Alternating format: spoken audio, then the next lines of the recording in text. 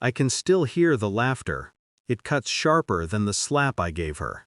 That night, the music was loud, the lights too bright, and the air smelled of roasted meat and fake affection.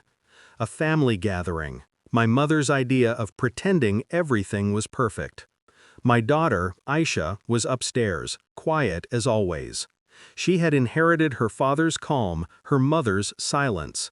Then I saw her, coming down the stairs, her head shaved, completely. Her little hands clutching the edge of her dress, trembling, eyes wet with humiliation. The laughter started near the dessert table. My sister, Farah, holding a clipper in one hand and a phone in the other, filming. "It's just a joke," she said, her voice bubbling with cruelty. Aisha's lips quivered. She didn't cry. She looked at me, waiting. I walked straight up to Farah. The sound of my hand across her face silenced the entire room. Her glass fell. The laughter died. I didn't say a word.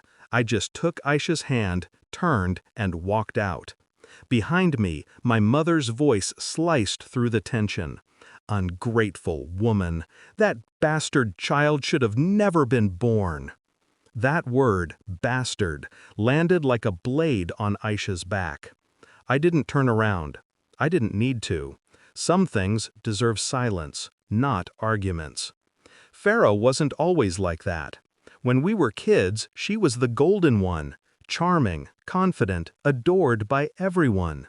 I was the quiet one, the one who listened, the one who obeyed. But admiration is a slow poison. It fed her ego until cruelty became her habit. When I got pregnant at 20, unmarried, Farah's laughter was the loudest in the house. She told everyone I'd ruined the family name.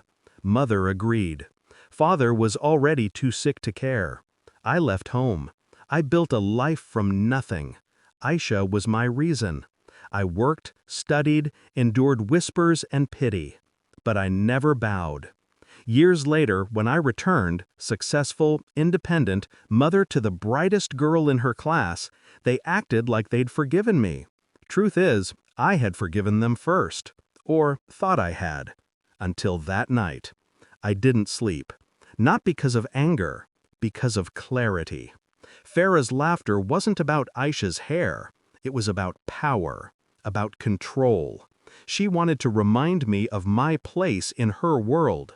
That night, she forgot something crucial.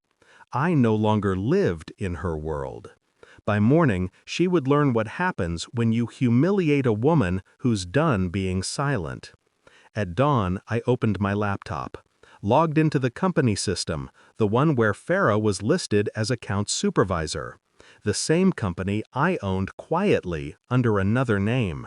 She never knew that the woman funding her paycheck was the sister she mocked. I had kept my ownership hidden for years, partly out of pride, partly out of fear of being pulled back into their chaos. But now it was the perfect cover. By 8 a.m., an email went out from HR. Routine audit. By 9, the files I'd been saving for months, expense reports, fake invoices, misuse of company funds, were attached to her name. She had been sloppy, arrogant, easy to expose. I didn't need to fabricate anything. She had done the work herself. By 10, the board had seen everything. By 11, Farah was called in. At noon, my mother came to my door. Her voice cracked before I even opened it. "Please," she whispered, "please give your sister a way to live." I didn't invite her in. She stood on the doorstep, trembling like a sinner before confession. "She's lost her job," she said. "They're investigating. She's saying someone set her up." Her eyes darted, searching mine. "You wouldn't." I met her gaze calmly. Wouldn't what? She looked at Aisha, who stood behind me, wearing a small cap over her bald head. Aisha's eyes were cold, older. "She's just a child," my mother muttered, voice breaking. "You can't hold a grudge forever." "I'm not," I said quietly. "I'm just teaching lessons you refuse to." Mother's tears came then. "Not for me. Never for me. For the daughter who finally faced consequences. She left without another word. Farah called that evening. Her voice was shaking. "You did this, didn't you?"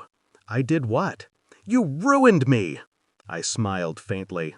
"No, Farah, you ruined yourself. I just stopped protecting you." "You think you're better than us?" she spat. "No," I said, "just cleaner." There was silence on the line. Then a low sob. "You're not even sorry, are you?" "For what? For standing up for my daughter? For finally doing what you taught me all my life?" I hung up. A week later, news spread. Farah's husband left her after finding out about the money. The company pressed charges. Mothers stopped answering calls from relatives. The family WhatsApp group went silent. I didn't feel joy. Revenge isn't joy, it's balance. That night, I took Aisha to the salon. The hairdresser offered sympathy, but Aisha just smiled. "It's fine," she said. "It'll grow back stronger." Her words made me pause. Maybe she didn't realize how perfectly that line fit our lives. When we got home, she asked, "Mama, why did they hate us so much?" I kneeled, brushing my hand over her smooth scalp. "Because we reminded them what truth looks like when it refuses to die quietly." She nodded slowly. "Will they ever stop?" "They already did," I said. 2 months later, I received a letter, handwritten, shaky. Farah's handwriting. It wasn't an apology, it was a plea. "I lost everything. Please help me, for old time's sake." I folded it carefully and slid it into the drawer beside my bed. Some debts don't need collecting. Some wounds are better left open, so the memory doesn't fade. Now, every morning when Aisha ties her school scarf and looks into the mirror, I see strength. I see lineage rewritten. They thought shaving her head would shame us. They only crowned her rebirth. And as for me, I finally understand what power feels like. It's quiet. It's patient. It wears no smile. It just waits. Until justice looks you in the eye and whispers, "Now it's your turn."